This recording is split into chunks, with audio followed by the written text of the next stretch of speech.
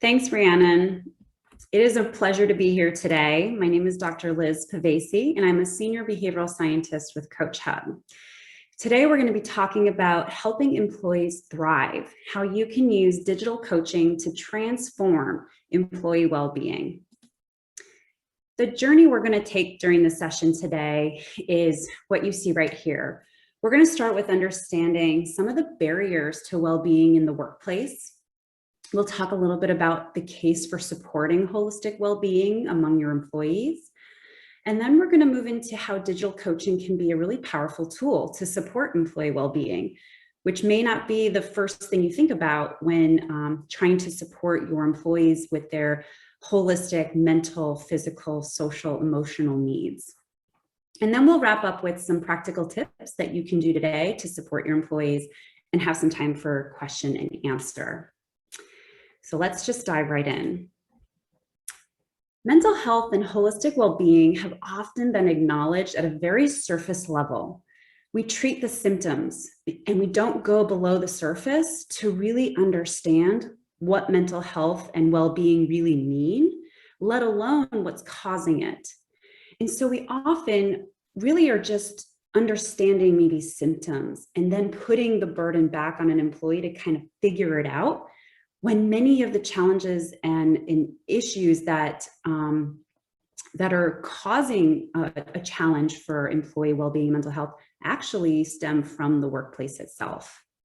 Employee well-being has a significant impact on business outcomes, and our business has a significant impact on employee well-being. So we have to go below the surface and really start understanding mental health and well-being a bit more so we can better support our people. But there are many barriers at play, and we're going to talk a little bit about a couple of them. First, historically, there's been this barrier of disclosure. Employees tend to be pretty hesitant to talk with their managers about mental health or well-being issues. And there are many reasons for that. Often, the reasons come in the form of stigma. And stigma can stem from either a lack of understanding, and not enough knowledge about what's really going on, what is really mental health, what is well-being. Sometimes there's a stigma because of traditional cultural beliefs that we have. And then there's also organizational cultural issues in the sense that over the course of the last several decades, we've had this overworking work culture, and there's a badge of honor with working many hours and dealing with a lot of stress that really kind of plays into this idea of why you might not disclose, because if you can't handle things, you might lose out on opportunities. So disclosure has historically been an issue. But what we've seen in the last 18 months or so is that employees are actually open for more discussion, and now more than ever. There was a study done in Asia Pac last year where this organization looked at, polled employees in January of 2020 and polled those same employees in April of 2020. And in a 4-month period, we saw the comfort level of employees rising in their want and need to talk about mental health and well-being with their colleagues, as well as with their managers. So perhaps, unfortunately, it took a pandemic, but it's creating an equalizing and normalizing effect in terms of people being able to talk about their whole selves. Because the reality is we are whole people. We are not one person at home and one person at work. We bring everything with us. But even with the willingness to disclose being on the rise, we still have some other barriers.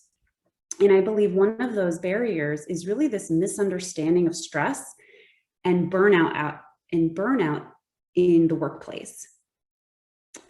We kind of treat workplace stress and the resultant condition sometimes that is burnout very incorrectly.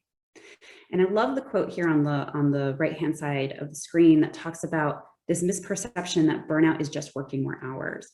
burnout is actually the way that you experience not only your workload, but the stress and everything else that's going on around you at work. And so we really need to come to a better understanding of what burnout is. It's an organizational phenomenon. It is not an individual one. It is a result of chronic workplace stress. And it is going to disproportionately affect your higher performers, because when you're highly engaged for a long period of time and dealing with stress for a long period of time, that's when burnout can happen. And then there are actually different stages and signs of burnout. There's this emotional exhaustion component to it. There's a cynicism component to it. And then there's this inefficiency component or inefficacy component to it.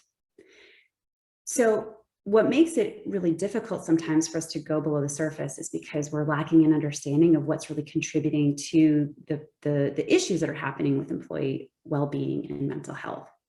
So what this is all saying is that we have an opportunity as well as a responsibility for helping to manage workplace stress and many of the stressors that people are experiencing. We can come at it from individual approaches as well as some systemic approaches. So what does this really all amount to, right? There is a real bottom line impact to what mental health and well-being can have in our workplaces, both in a positive way as well as in a costly fashion. So just some figures here, right? We can see that in Australia, for example, the cost of mental health issues in the form of absenteeism and productivity have cost on average $17 billion in Australia on an annual basis. That's pretty stark. On the flip side, and this comes from a 10-year study that was done in Singapore, is that some Singaporean organizations found that they saved on average $30 per employee per month by really investing in proactive measures to really give employees the tools and resources and support to better manage different stressors and have access to things that would help elevate their well-being and mental health. That's pretty impressive. And then we also see here from some research that's come out of Deloitte is that there's a 6-to-1 return when we invest in those proactive measures. So there's a real opportunity here. So we talked about the importance of mental health and well-being. We've discussed some of the barriers. Now let's go addressing again a little bit more of this awareness and education. What does mental health really mean? And how does it intersect with coaching? So let's clarify mental health. Here you can see the definition from the World Health Organization. Mental health is a state of mental and psychological well-being in which everyone realizes their own potential and can cope with the normal stresses of life, can work productively and fruitfully, and is able to make a contribution to the community. So that's when we have mental health, right? This real feeling of being able to achieve and accomplish the things we want to do and realize our potential. Coaching is a partnership between a client and a coach. And it's one that's centered on a thought-provoking and creative process that helps inspire the coachee to maximize their personal and professional potential. The process of coaching often unlocks previously untapped sources of imagination, productivity, and leadership. So look at the similarities, some of the words that pop out here in terms of what's great mental health. It's when we're realizing our potential.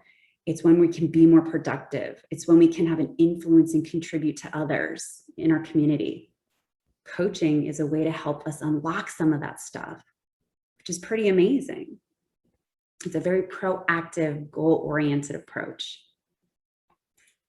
But that being said, coaching certainly has its boundaries, especially when it comes to concepts of mental health and well-being.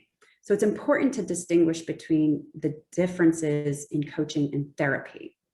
As you can see, there are some similarities in the modality of therapy and coaching, but there are some real differences where coaching may not really be the appropriate intervention. Therapy is rooted in the past and focused on healing trauma. taking a person from a dysfunctional place to a functional place. Where coaching is about taking a person from a functional place to an extraordinary place, very goal-focused, very future-oriented. And so that's what we're talking about, is we want to leverage coaching to take people from, we want to help bolster their mental health and well-being and be able to then elaborate and expand upon that. Coaching really is about combining both. And you saw this in when we looked at the definition between mental health and coaching. It's about focusing on well-being and performance. And we really want to get people into that flourishing aspect. And that's what coaching can do. It can help people thrive. So what's interesting here is that while 96% of companies globally have made changes in their practices and policies to increase resources around employee well-being, people still aren't feeling supported. And what's been really fascinating is that as more coaching has become available to more leaders and more employees on average, what we're seeing in the midst of the pandemic is that the primary value that people have been getting out of coaching is a focus on their well-being. So another, I think, really important data point that shows how coaching can really help with some of what was historically a really challenging or more sensitive type of issue in the workplace. And here, just wanted to kind of showcase that while leaders are talking about well-being and it's more of a focus for them, what are they really focused on? What are some of their more unique challenges today? Time management, communication, conflict management, emotional regulation, and resilience. So some capabilities that are about being agile and change and transformative amidst a time of a lot of change and transformation, but also some tactical things in how do I communicate better? And what's interesting is that while this is what we're seeing in our Coach Hub data from leaders from across the globe, the Working in Asia Pacific study noted that the top 2 areas that were stressing people out are time, a lack of time, and unclear communication. So this might be something that you're all experiencing or seeing in your own workplaces. And this might also be a really interesting place to think about, how can I better support my leaders with some of these areas? Perhaps coaching is one solution to that, or one piece of that puzzle. And what's really interesting is that even if mental health is suspected or disclosed, managers don't have necessarily the tools to help them address those issues with their employees. And part of that is that they're also burning out and experiencing a real challenge in their own lives. So if we can help with curbing that burnout in leaders to better help their employees, we'll be able to unlock some of these key leadership skills that actually are really helpful in mitigating their own burnout, as well as helping to mitigate the burnout that some of their employees are experiencing. If we can help coach them around empathy, if we can help increase their coaching and delegation capabilities, if we can help them be better influencers, these are some of the things that really might be the keys to unlocking better workplace well-being overall. And just to kind of give you a little bit of a sense of what leaders are also experiencing, and I'm sure you can all resonate with some of this and probably add more of what you're seeing, leaders are experiencing greater rates of burnout, 60%. There's a pretty high turnover risk in leaders because there's so much pushed on them and placed on them in terms of managing their teams, organizing work, being able to influence and remove barriers, and so many more things. And some aren't really great in this hybrid working environment because that hasn't really been a normative thing for us. So these are some of the other things that we could help tackle if we kind of take the right tailored and personalized approach to supporting our leaders as well as our employees. So hopefully by now, we've kind of seen some of the what are the possibilities in how coaching could be applied and tackled to solve some of these pretty stark issues that we see with stress and burnout, this idea of disclosure being a barrier? What are the real outcomes of coaching, and how can that really help us here?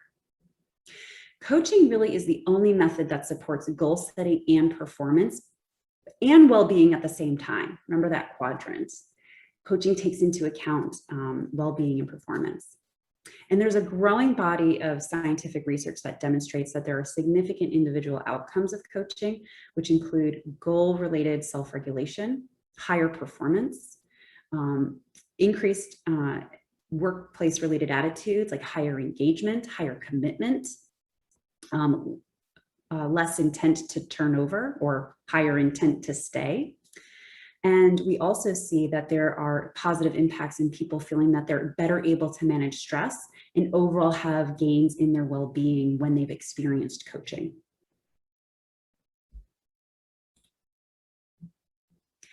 And coaching improves the lives of coachees, right? So from our, what we're seeing, this comes from McKinsey and a couple of other, and the International Coaching Federation and a few other sources. 91% of coachees report that they find greater meaning in their work after coaching. Coaching has an impact on team collaboration. It helps to improve self-awareness and reduce stress and anxiety. So there is this really tremendous impact and harnessing effect that we can get if we can apply coaching to really bolstering these areas that contribute to well-being, purpose, self-awareness, emotional regulation, so on and so forth. So at Coach Hub, we fundamentally believe in the power of coaching for well-being. And well-being coaching, just to kind of clarify that a little bit more, is a professional collaborative relationship where the coach and the coachee are really identifying and optimizing the development of the psychological resources that are going to be required to better handle trying situations and to enhance the positive states, traits, and behaviors that really help us be more effective in navigating particularly challenging situations. So what are these well-being topics or areas that coaching would really target when we talk about enhancing those positive traits, behaviors, and states that really matter in curbing some of the negative effects that we can have during times of change? We focus on coaching toward positive emotions, focus on engagement. We focus on building positive relationships. We focus on meaning and purpose and understanding what that means in a whole person's life, as well as at work. We also focus on accomplishment and performance and in other areas that are associated with that. So this is the PERMA model, and it's based on Martin Seligman's work around in positive psychology and and what's called PSYCAP, the psychological resources that really position us for greater performance and well-being. And so as you can see, we really are tackling, if we tackle this from a holistic perspective, we're thinking about a whole person. We're helping people grow as a person through coaching, and we're helping them to inspire as a leader. And on both sides of that coin, we're bolstering those capabilities, then those behaviors that are going to really help somebody thrive as a whole person and as a whole leader, no matter where they sit in an organization. So we cover focus areas such as resilience, such as delegation, such as appreciation, motivation, goal setting. So what you see here is this beautiful combination of things that will help someone perform and areas that will help somebody maximize their mental health and well-being. Managing stress proactively with coaching, it will have a tremendous impact. I guarantee it. And we're seeing that with many of our clients that we work with. It helps to, coaching can really help face those life pressures. Coaching can help with reframing challenges, highlighting the internal and external resources to help somebody figure out what's the next move. How do I tackle this? It helps to develop a positive mindset and give coaches the skills that they need to live a better life holistically and thrive more in their job, better manage those job demands. It also helps them to build resilience so they can be more authentic, clarify their values, create more alignment in their own life, as well as helping to create alignment at work. Managing stress is probably the most important part of being able to help our people get to a better state of thriving in their whole holistic well-being. So what can you do today? What does all of this really kind of mean for us, right? Well, start by educating employees. Start by educating yourself. Hopefully today you're walking away with a few kind of key nuggets of learning that maybe gave you a little bit more insight into how we can understand mental health and well-being. But continue to educate employees, provide them with the knowledge and resources to start breaking down those, perhaps those stigmas that exist and might be a barrier to that ability to disclose and talk more freely about what's getting in my way, whether that's a personal thing or something from work, because they're going to intersect. Offer multiple resources and ways to open up, whether that's normalizing and modeling, intimate conversations around well-being and health, whether that's, many organizations certainly have employee hotlines where they can talk confidentially about more sensitive issues that they might not be comfortable speaking in groups or with somebody else about. Create space to talk.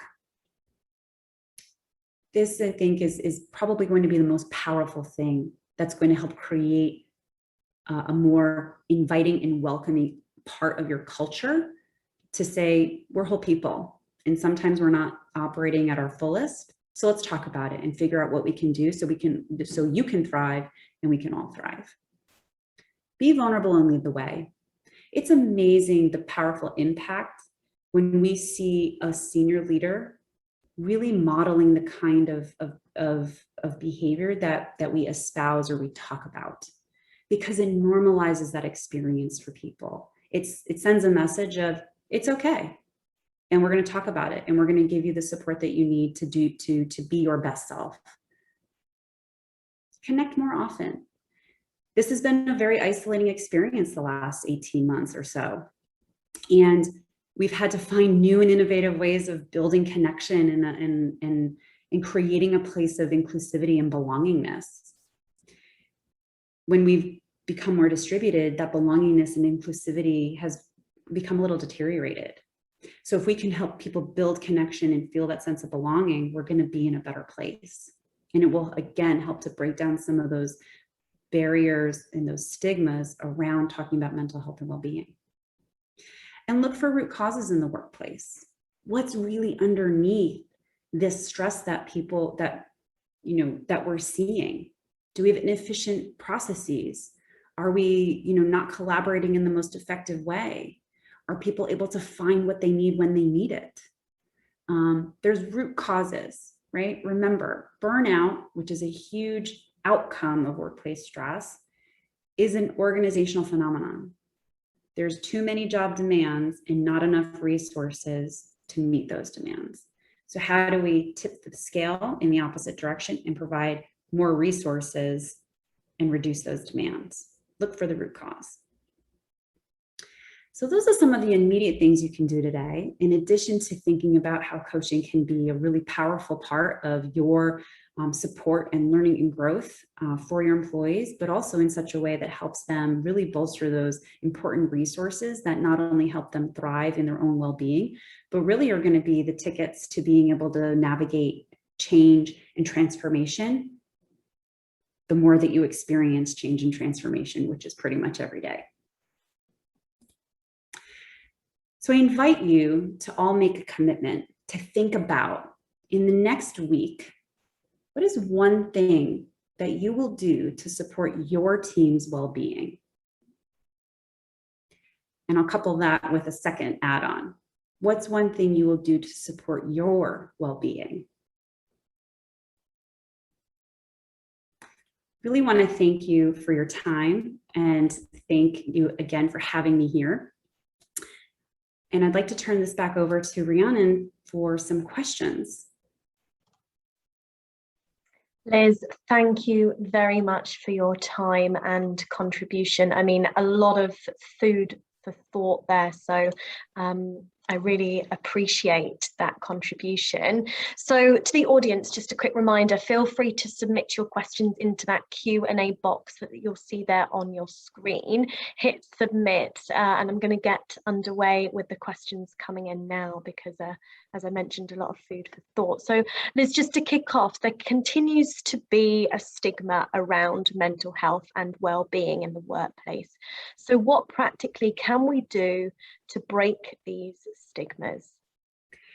Yeah, so we touched on a couple of these, but because many people have a feeling of shame and often are then worried about how others will perceive them, or that they might miss out on opportunities if they show that they're not in the best, place of well-being, it's important that we do as much as we can to shift the perception that issues with mental health are not a failure on the part of the person. It's just a human thing.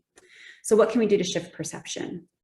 We can provide more education and resources to help increase people's literacy around mental health and well-being. Give them a language of understanding what is meant by these topics, and give them also the tools to be able to recognize and respond to maybe identified issues with stress in the workplace. We can train leaders and managers to better identify the signs of stress and burnout. And then we can share more stories to help humanize our challenges and create a greater understanding and empathy. Leaders have a huge impact here on opening the doorway, and I would encourage all of us to kind of crack open that door and step through to be just a little bit more vulnerable than maybe we were yesterday. And how do we get the leaders to buy into coaching and particularly well-being as well? Absolutely.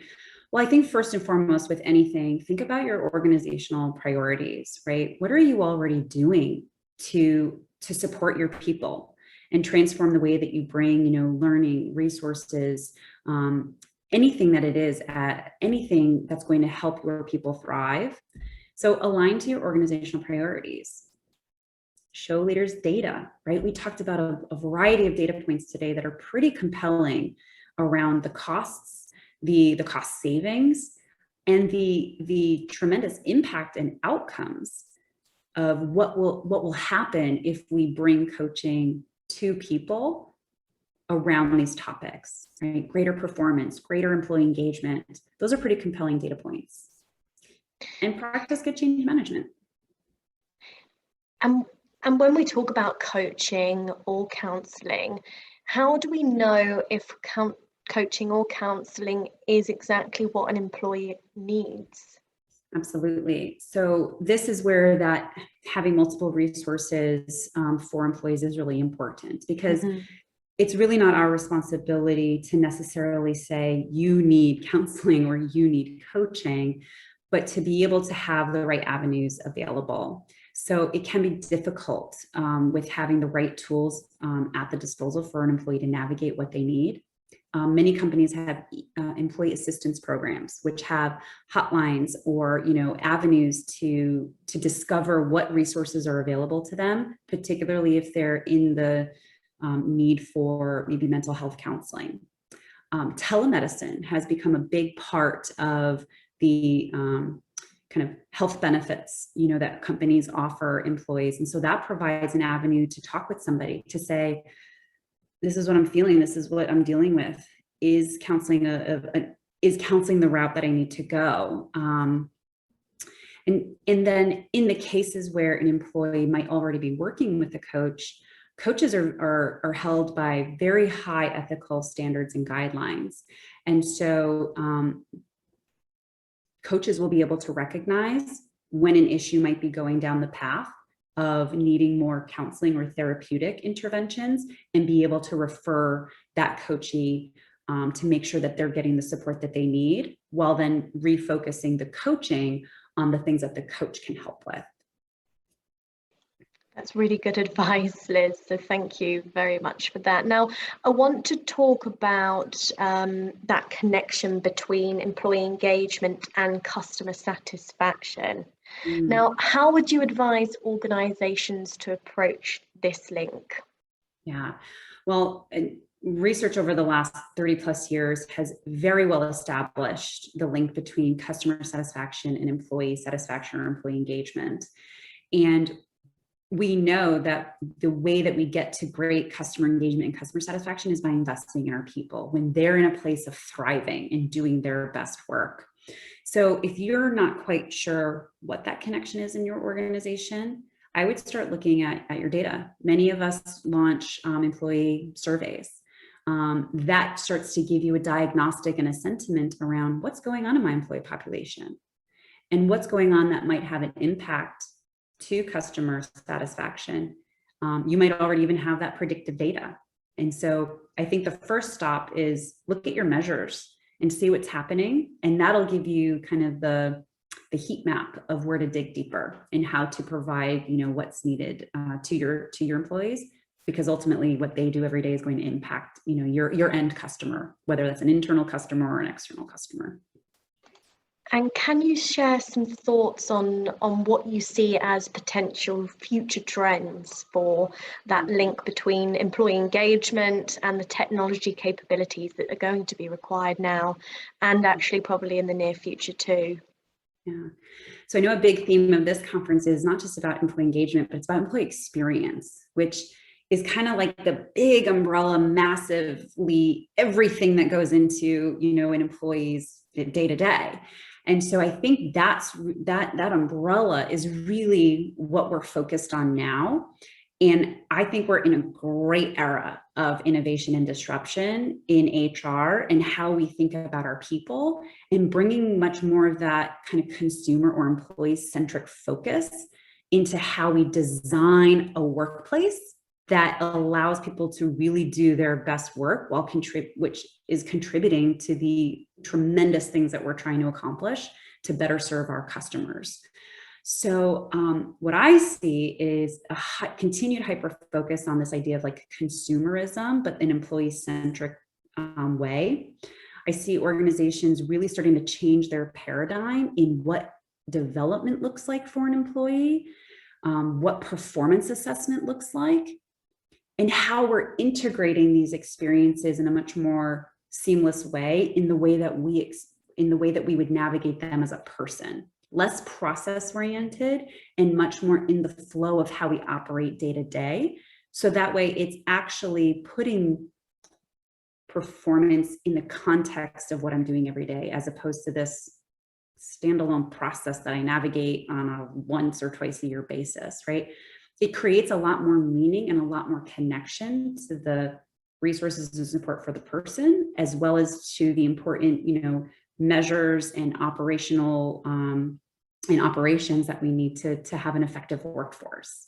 So that's kind of what I see. It's a lot more tailored, a lot more personalized, and in a way that's really less arduous, frankly.